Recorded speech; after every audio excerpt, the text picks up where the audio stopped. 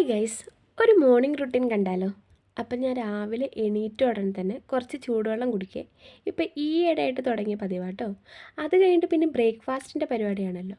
രാവിലെ എന്ത് കഴിക്കുമെന്ന് ഓർത്തിട്ട് തലേ ദിവസം ടെൻഷൻ അടിച്ച് കിടക്കുന്ന ഒരാളാണ് ഞാൻ, പ്രത്യേകിച്ച് സ്വന്തമായിട്ട് കുക്ക് ചെയ്യുമ്പം. പക്ഷേ ഇപ്പോൾ കുറച്ച് ദിവസമായിട്ട് ആ പ്രശ്നമില്ല കേട്ടോ. ഞാൻ ഓവർനൈറ്റ് ഓട്സാണ് കഴിക്കുന്നത്. ഇതാകുമ്പോൾ നല്ല ഹെൽത്തിയാണ്, ഫുൾഫില്ലിങ്ങുമാണ്. കുറേ നേരത്തേക്ക് പിന്നെ വിശക്കത്തൊന്നുമില്ല കേട്ടോ. അപ്പം ഞാൻ രാവിലെ എണീറ്റ് അതെടുത്ത് പുറത്ത് വയ്ക്കും. പിന്നെ ഫ്രിഡ്ജ് കണ്ടിട്ട് ആരും പേടിക്കണ്ട, ഞാനിവിടെ ഒറ്റയ്ക്കല്ലല്ലോ, ഹോസ്റ്റലല്ലേ. അപ്പം എല്ലാവരുടെ സാധനങ്ങളും അതിൻ്റെ അകത്തുണ്ട്. ഞങ്ങൾക്ക് ആ ഫ്രിഡ്ജ് തികയുന്നേ ഇല്ല എന്നിട്ടും.